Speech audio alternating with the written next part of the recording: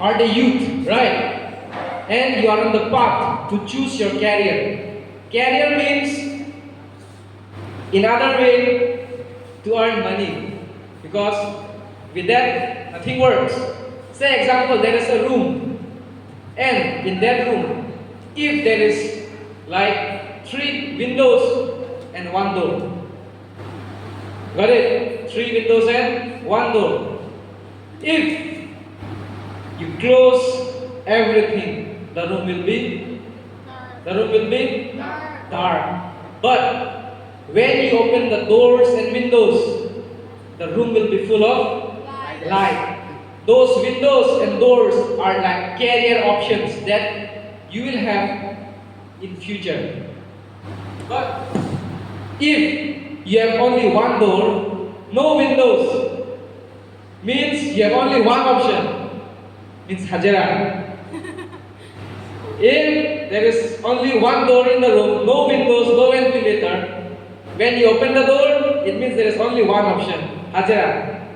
So, now I would like to hand over the mic to Father to continue the session.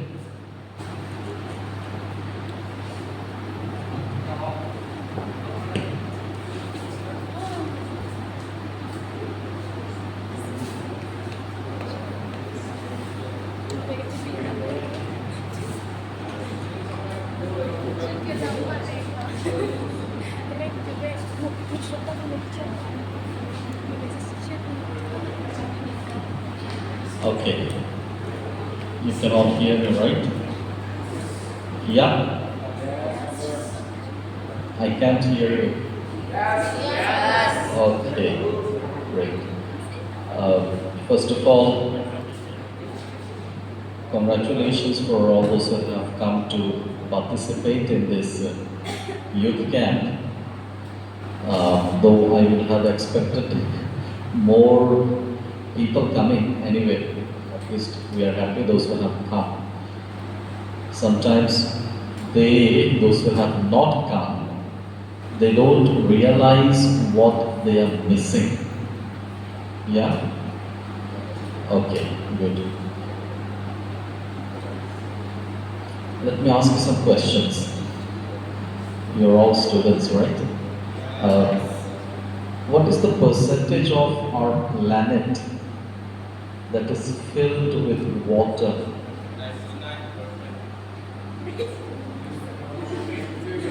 72. What is the percentage of our planet or surface that is filled with water? 71.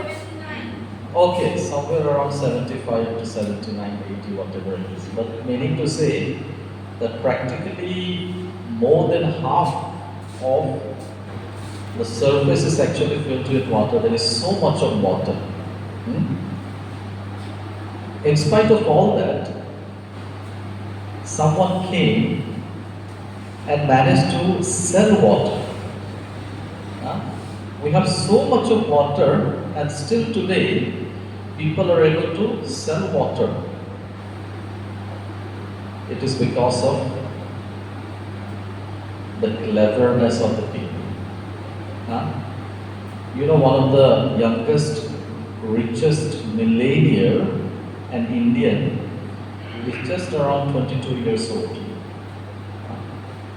Just around 22 years old. He had nothing when he started his career. He just had one laptop. And he had an idea. Okay? Have you heard of OYO? O-Y-O, OYO. It's a group of hotels practically all over the India. Now, why it is called OYO? That means if you are part of that OYO hotels, that means you have to abide by some of their rules and regulations. Now, he is the one that I am talking about. The youngest millionaire in India is this particular person, one Mr. Ritesh Agarwal. When he started, as I said, he had practically nothing, just one laptop in his hand. And then he had, as I said, an idea, and with that idea he started working putting his heads together, started an app, and then with that he tried to connect all these hotels, and today he has more than 30 his own hotels. People, those who run cab means those car rentals, we have Ola, we have Uber, we have Rapidos. Those who are staying in Guwahati or ever go to Guwahati, you will know what this, all of you know this Ola, Uber and all that? Yes. Now those who own this one, this company, they don't have their own cars. They don't own their cars. They just have this app, and with that they are able to put together practically all over the world the companies, and today they are the biggest people. So to make a career, what I am trying to say, to make a career, we always need not be highly qualified. We need not always be people with lots of money. We are living in a world where many of the things that you are studying or going to study will become irrelevant by way of your job that you do and what you have studied. There is practically no connection in most of the studies that you are going to do.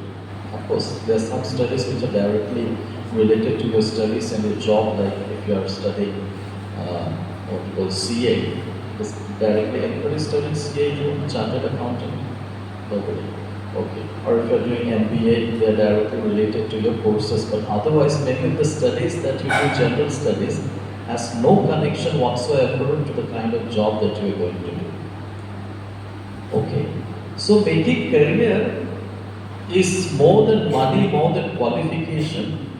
It is your ability to find job opportunity where there is nothing. I don't know how many of us will be able to get into that kind of mindset where we are able to find out something on the other where there's other people who don't have found any possibility of finding a job. So that is what I think the career is all about. It is not only about, okay, today I am studying, so I am going to get a job. No, not necessarily. Today we have highly qualified people.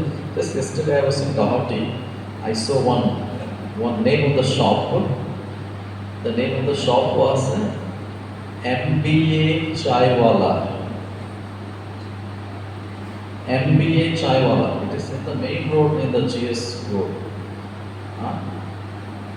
Meaning to say, somebody who is studying MBA has finished studying MBA and he is selling tea. It's a big shop, of course. The name is only a gimmick, but it's a nice restaurant and all that. But meaning to say, it may be possible that people are actually studying highly qualified at the end. You know that there are so many security guards who are highly qualified, but then because there is lack of job, because of shortage of job, they are doing this kind of job.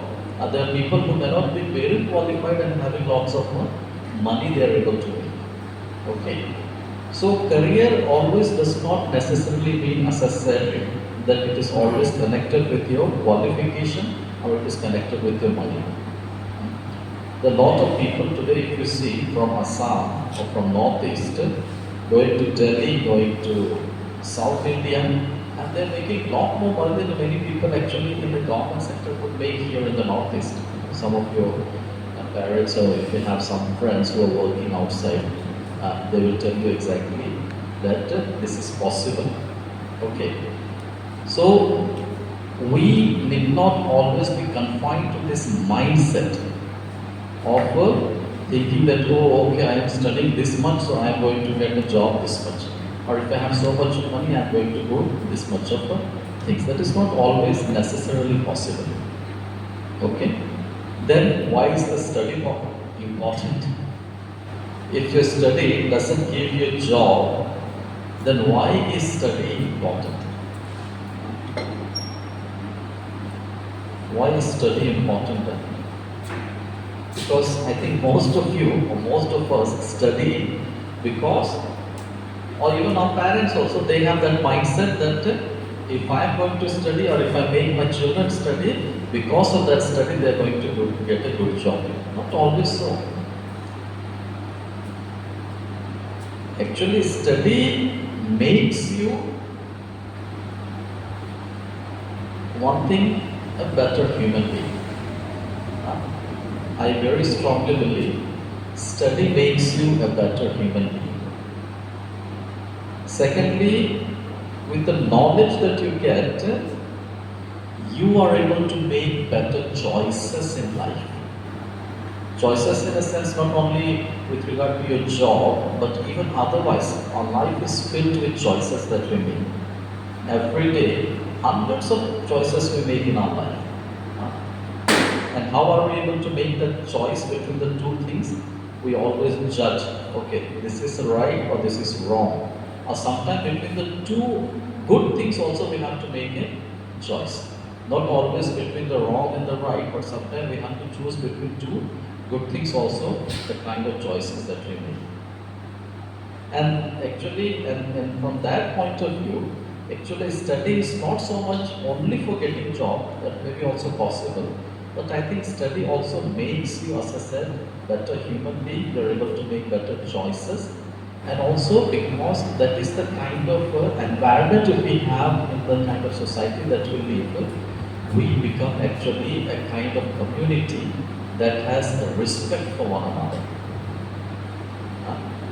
That has respect for one another. There are so many people actually who have lot of money, but they don't know what to do with that money and they don't know what to do with their life. And that is why they end up doing the things because they are not able to make proper decisions, proper choices in their life as to what they're supposed to do actually with their life that God has given to them. Okay. And one thing I must tell you, as Christian community members or as Catholics, this is one sector that actually we give so much of emphasis, education. You look at or pick up any other religion or even other denominations, the number of schools that the Catholic missions have all over the world, nowhere it is there. Just when I was in the retreat, I was talking to one father. He was telling me in Meghalaya, 30% of the education institutes are being owned by the Catholic missionaries or Catholic parishes or whatever you want to say. One of the greatest contribution of the Catholic Church in our country is education. Not even the government has done so much as the Catholic Church has actually done to India by way of educating. And that is why I think you should also think from that point of view. I do not know, maybe from the villages that you go to, how many people actually are as privileged as you are. I'm not very sure. I can assure you almost all of you are able to speak English. All of you are able to come and say something if I have to call you here.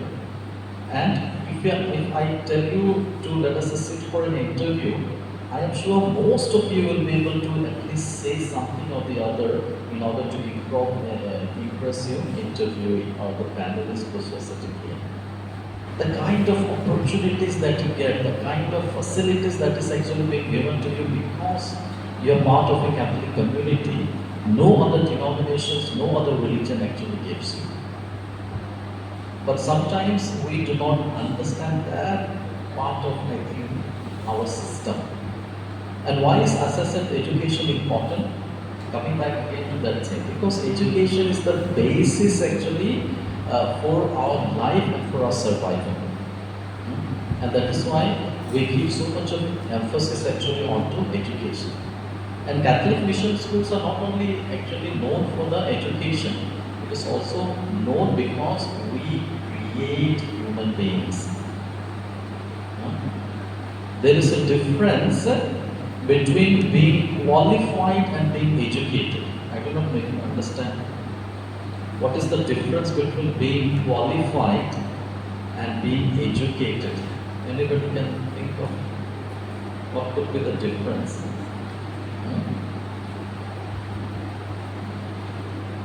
Qualification would mean you have certificates with you. And have finished BA, I have finished MA, I have finished MCA or MBA or PhD, whatever. That gives you a qualification. You have a certificate to prove that you are qualified. Education is what then? What is education?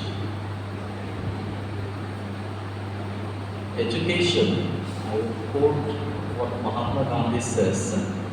Education is all-round development of a person.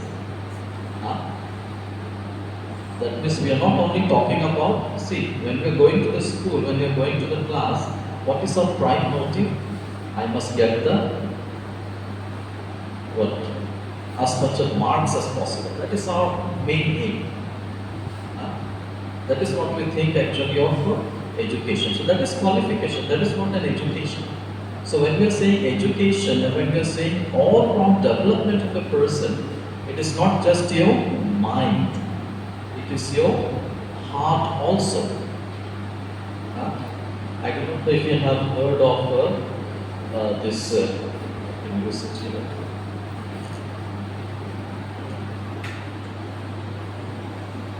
IQ, you have heard of IQ. What is this IQ? What is the full form of IQ? Anybody? IQ means intelligent quotient. We don't need to go deep into that. But that is how we understand actually how clever a person is. But then IQ is something that only tests our mind.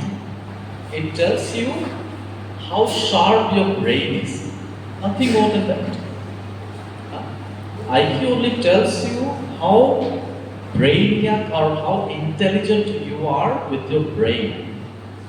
How many of you have seen the Big Bang Theory? It is an English series or serial. Most of you watch only Koreans, I think, no? Especially girls. Boys are not, no? But definitely girls are. Many of you are all into Korean things. Well, boys also looks like girls something. Correct, no? Huh? Yes. So IQ normally actually only tests your brain. That was the old thinking. That if somebody has a very high IQ, he is the best person. But later on, we begin to realize that a man has not only IQ, he has lot of other cues. He has lot of other cues. Okay? Now, which are those other cues? You have, I will not mention all of them. You have EQ, you have PQ, you have another, so there are quite many PQs. Now what is this EQ? EQ would be emotional quotient. Emotional quotient. That means, meaning to say, emotionally how healthy you are. Just because somebody has a good brain doesn't make them also emotionally very okay. Most of the time people who are very good at this, they are very bad at this. To balance between your brain and your heart is not always easy. People either can be very intelligent or they can be very emotional sometimes. I have heard people, somebody was telling me, sometimes when they used to watch movie also they used to cry. Correct, no? They are more on the emotional line. Okay. So just because, as I said, just because somebody has a high IQ doesn't make the person the best type of person. Now, why I was telling you about the Big Bang Theory, it's a series. There's a particular character called Sheldon. If you Google it, you will find those series actually. It's available. Now, this particular man has a very high IQ, very, very intelligent, but when it comes to his emotional capabilities, he is practically zero. Then, as I said, we have PQ. PQ could also mean physical quotient.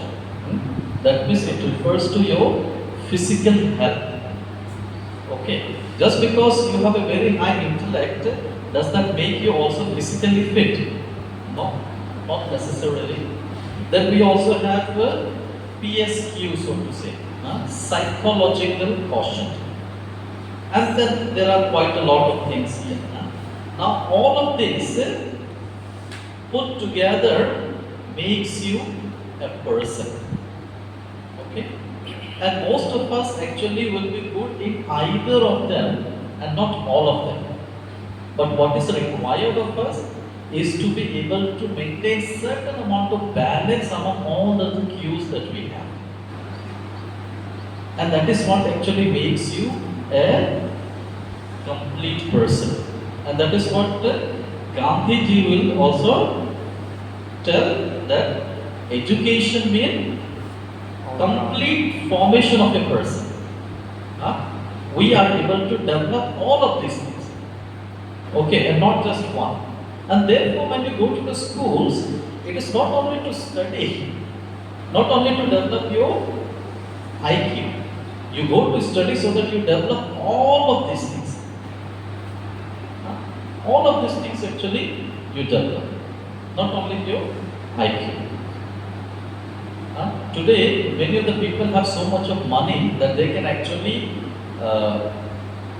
hire a private tuition teacher and can make their children study at home.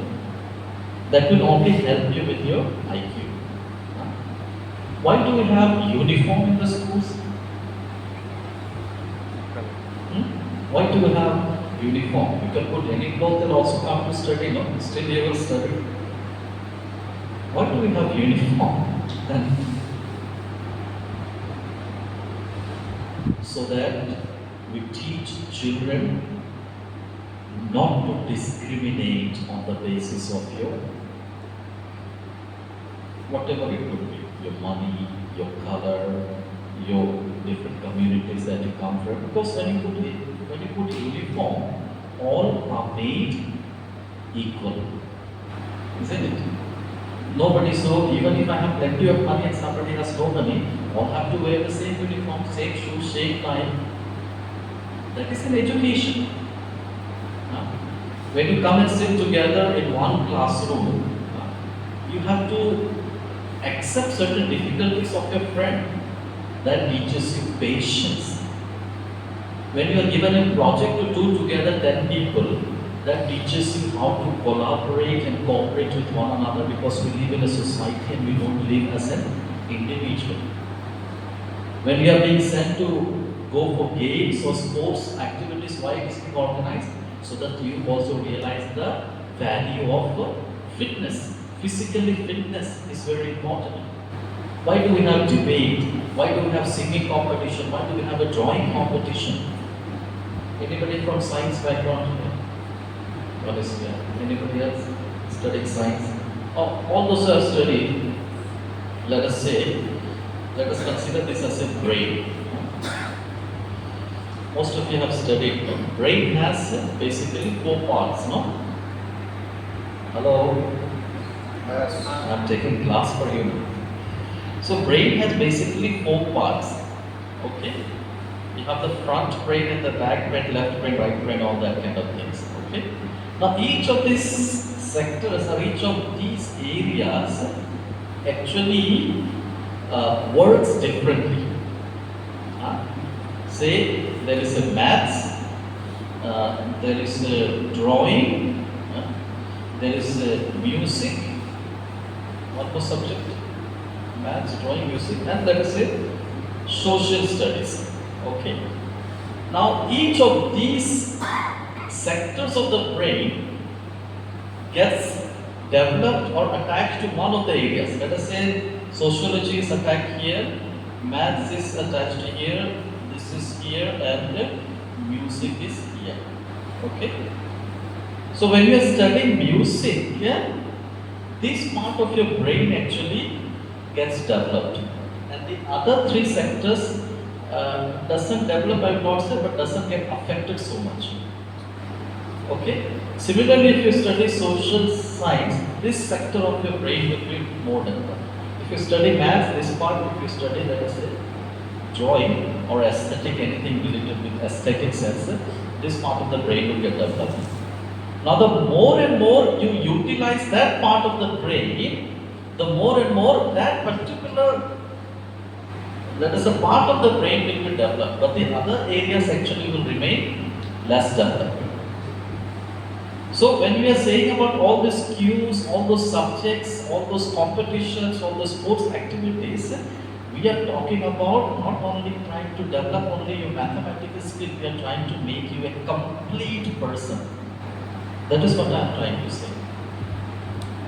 And that is important for us actually, because that is related to everything of your life.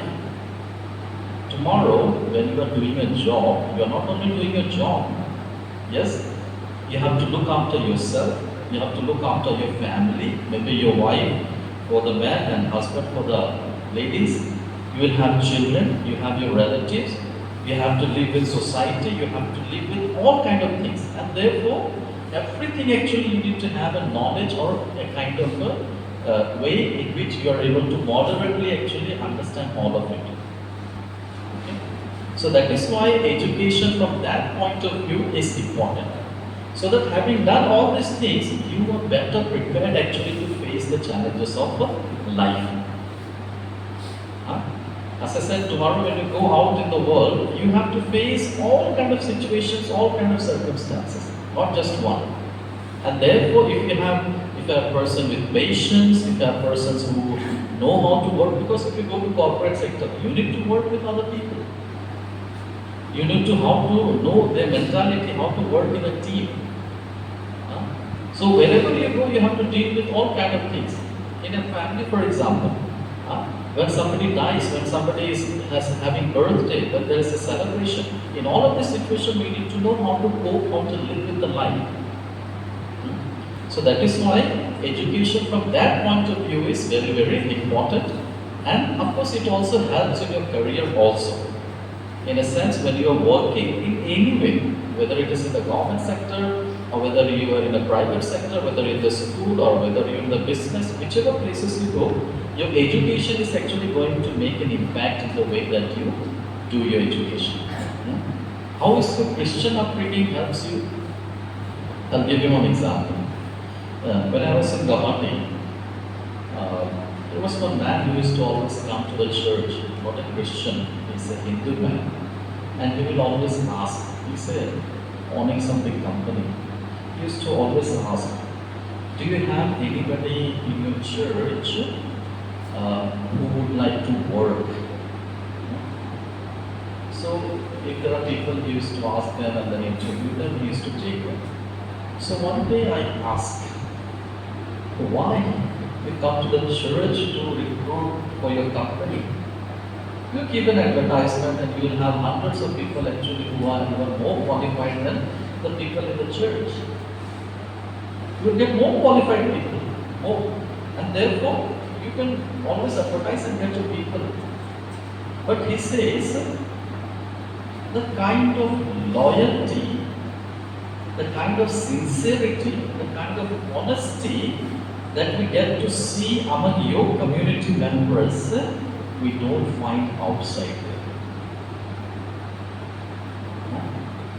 He says that the kind of persons that you have here, they may not be as qualified as people outside.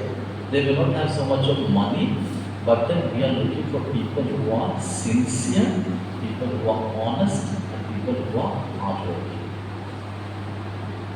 And that is why he says he comes to the church to look for the people to work.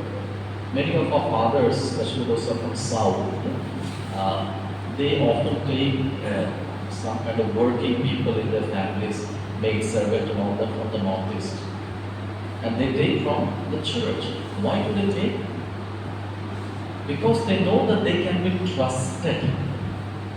Because they know that even if there is nobody in the family, if I entrust him with some work, they will not do anything. If you know in the South, sometimes those people, again from the Northeast, belonging to other communities, they got into actually killing of other people and they will actually take away jewelries and money and everything and they disappear.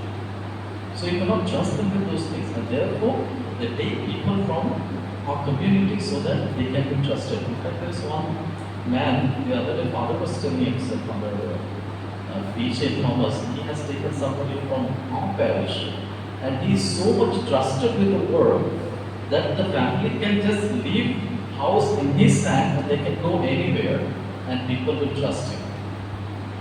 Not only the family, even in the church circle. When he's not there in the church, though he's not from Kerala, they will ask, where is this boy? Why he did not come? Where is he? So much he is actually being trusted with the world. So that is why your Christian formation and your education, as far as your career is concerned, is very, very important. Now, many of these things actually we do not realize when we are young at your age. We are not able to connect between the two. Why to go to the church?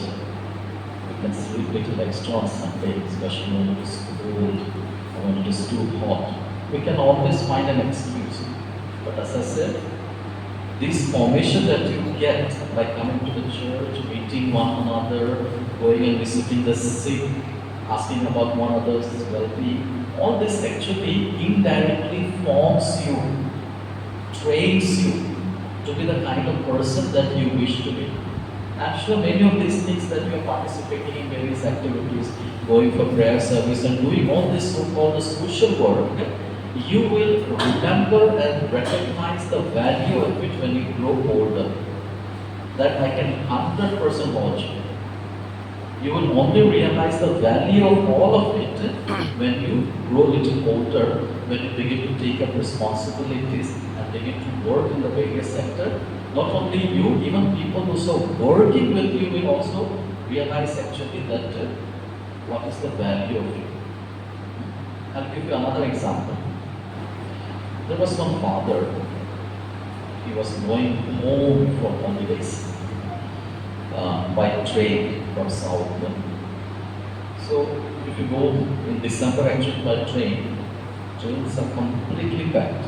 You will not even get a place to put your bed also. So this father also was going in the train completely packed, but luckily he had a reservation and he was sitting quite comfortably.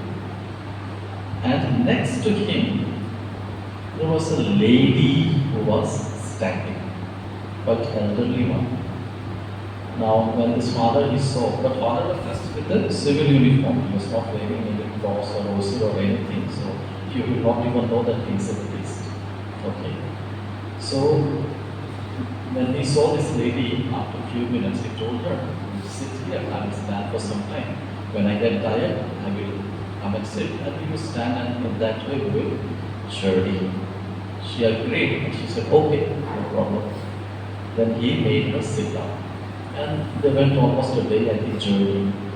And then when the time came for this lady to get down, she went a little further and then she came back. And then she told him, you must be a Christian. And his father was shocked. Because as I said, he was in a civil uniform, no rosary or cross or any external indication to show that he is a Christian. But then he was quite surprised. How is it possible?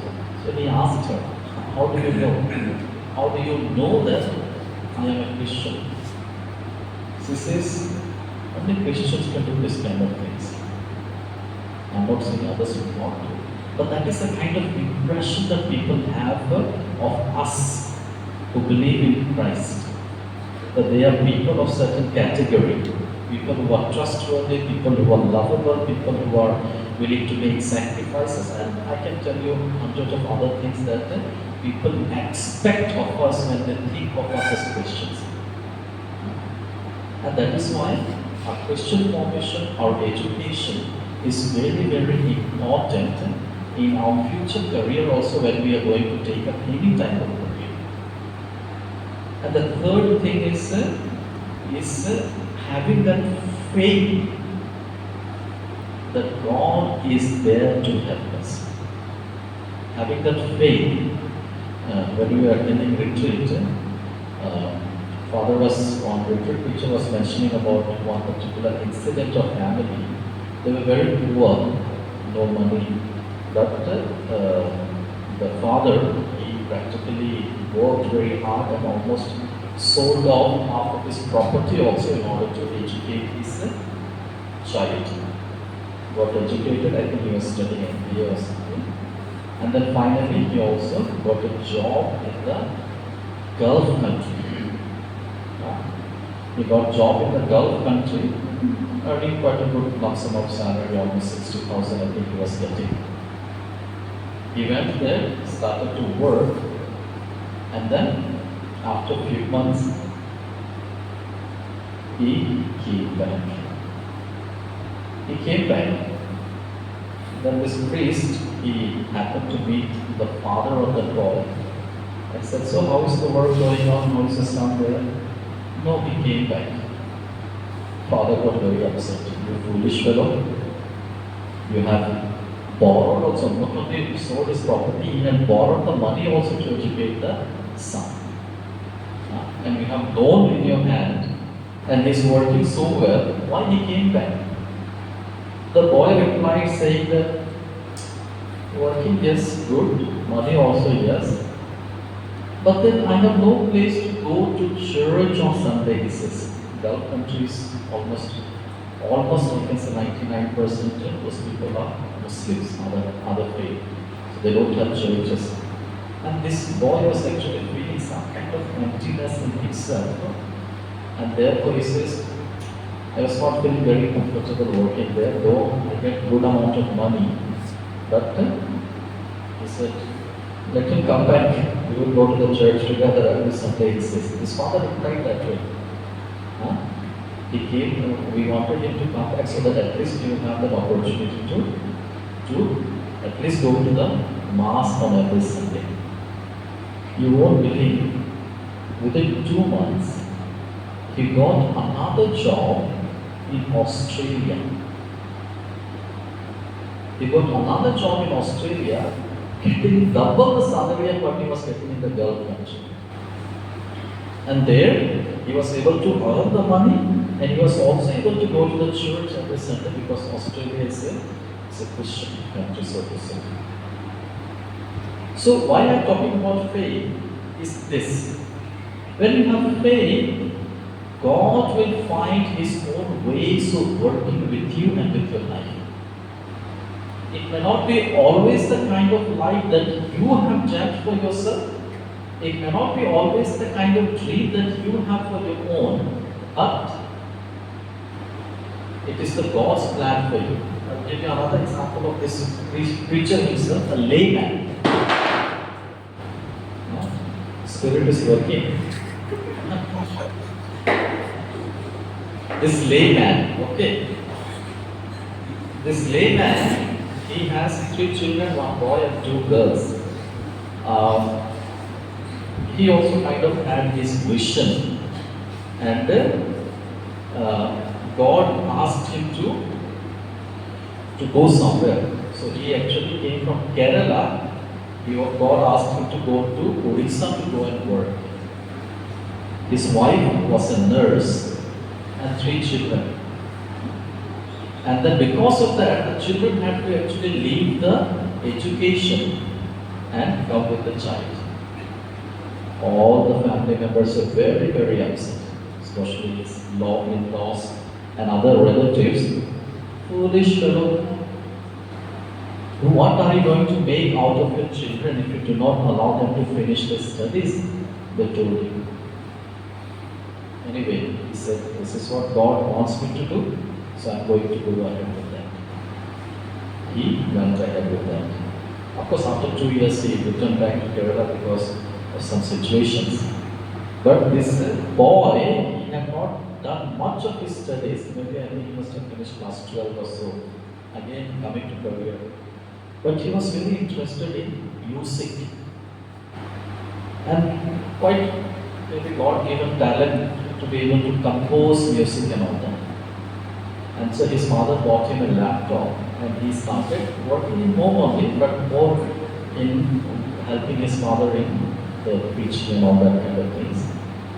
And so all people were wondering what this boy will do with his life.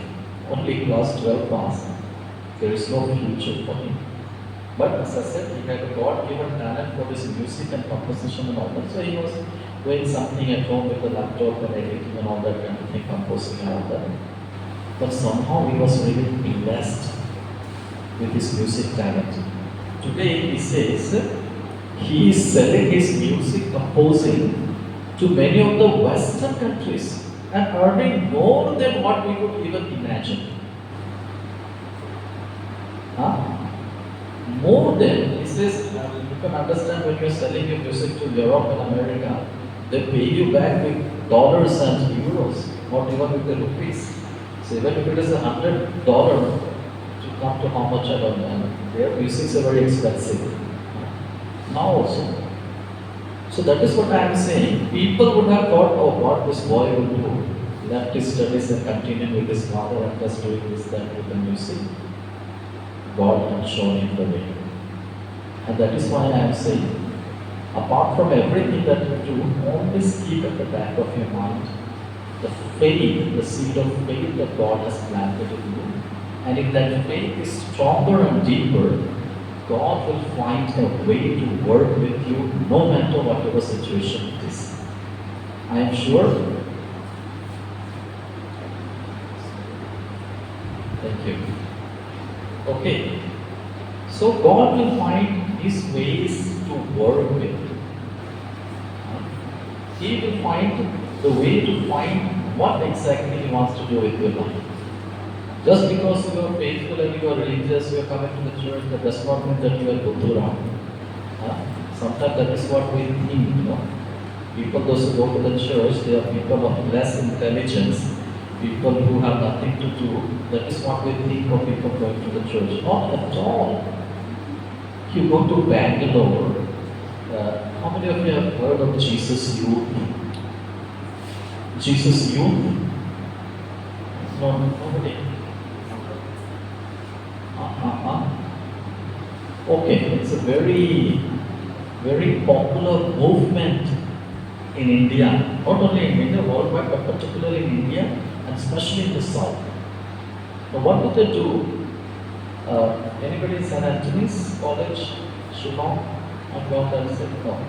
Plural, you have Jesus Youth, I think, in the college? No. Okay, I'm supposed to start there, something happened and it collapsed. Anyway, that's a different story. Now, what is the Jesus Youth? Jesus Youth actually are the people, young people, who are very committed to their faith and people who are professional in their field. They are doctors, they are engineers, they are actors, and all kind of people. I have met almost 3-4 times when I went first time in 2009, I think, or 8 or 9. When we went there, we were being introduced to this Jesus Youth. Excellent people doing excellent work in the world outside, earning lots of money, but that is always supported with their faith. It's not that they are 24 hours in the church, no. They are doing their normal job. But then, that normal job, apart from that, they are also committed to their faith. Even in the Western countries, I have seen people who are very well qualified, people who are doing wonderfully well in the world outside, but they are also very, very strong in their faith. I was very inspired actually by looking at this kind of people. Many a times what happens? When we are doing well with our life as Christians goes down. It should be both. Your world outside life and your faith both should go up. Not one up and one down. Not like that. Not because I am poor and therefore I am more faithful. Not like that. Not also, oh, I am rich and therefore my faith should go down. No. It should go both side by side. Today, why I gave the example of St. Anthony's, this one father, stop for 2 minutes. My father, Joby, who was the director of that place, he started this movement in St. Anthony's. But it took a lot of time for him to actually have patience. He prayed and prayed until it worked. Today, in St. Anthony's College, one of the most premium college in Meghalaya, Every year they have retreat in the college where we have 5,000-6,000 not only the Catholics, people of all denominations, even those are not Christians also participate in this retreat every year. And it is so vibrant you will not believe. If ever you get a chance to go, they have a beautiful chapel in the college. Nice chapel, big chapel. And you go at any point of time, you will find people sitting and praying there. Any point of time. And I'm not saying people who are only studying arts or doing nothing. People who are doing science and doing all other things. People who think a lot of things, and yet they also have a deep faith in their life. So that is what I am saying. When you go later on, when you choose your career and all that, you may get a lot of money, but if you forget God, that is the end of our career by way of our Christian life. Okay, so keep all these things, basic things in life. Your identity as Christians, wherever you are, will always be there. This time when I went to council, the council for the school work, we have been every day walking, up and down, tired actually. But ultimately God showed us the way. We had two Catholics now found out in the council. One is Ma'am Jacqueline's brother. You know her, no? Jacqueline. So John here, her house is across here. Her mother, your classmate. She's a classmate. You know her brother? His name. Bisil England. Ex-president. Is it? Oh, I will not know the name. Then there was another girl from the different parishes. You see how in such a big council, we managed to find out. They also managed to find out that they were very, very helpful. And they are known for their work, for their sincerity and honesty. Many of the departments I have seen, many places, it is very easy to find out a Christian worker in any department because they are very different in the way that they work. They will come on time, they will do their work sincerely, not going every time for chai and this and that. Okay, we will cut short of this. So, always remember your identity as a Christian. Of course, sometimes it is not very easy because not everybody will appreciate you for what you do. Taking corruption, bribe and all that. It's okay, last example and then I close. Okay. There was a minister in Arunachal Pradesh who was studying, you know, Arunachal earlier, the Christians were not allowed to enter. Nobody was allowed. So there was one very famous person called Praying Bhai. He was not a priest also. He actually went quietly in a sense, not disguising also, but he was not a priest, so he could go. And then he was the one who actually evangelized and all that kind of things. And then gradually, slowly, fathers, since we cannot go there, but those children can come to Assam. So in Dibrugarh, in Sukhya, many places we have this, we call Bible school. So they used to come there, they used to do their study, normal schooling, but they used to stay in our hostel, so they used to give catechism and Bible classes and all that kind of things goes on. So in one of the funeral, one Father PJ, I don't know if you know him, one of the very finest father I have known him. He used to be known as a okay, anyway. In his funeral, this particular one man came and gave speech. He said, when I was very young, as a boy, father was my teacher in the hostel, as a brother. He says, he taught us many things.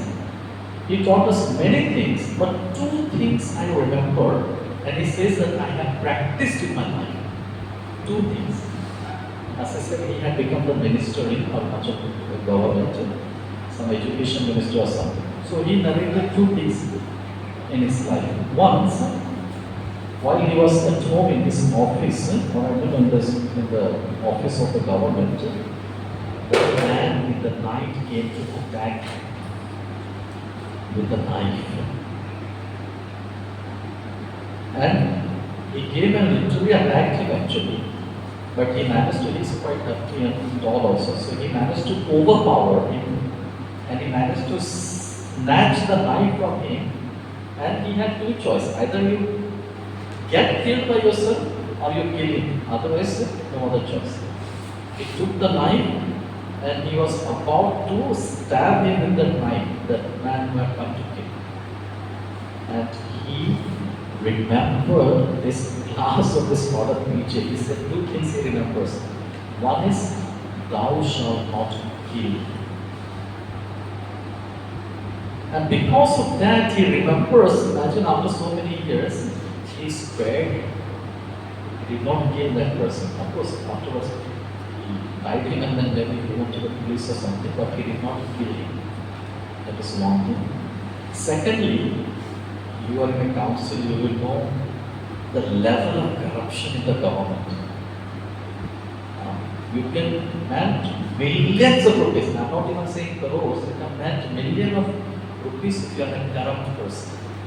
And he says, as a minister, I had hundreds of opportunities actually to do corruption.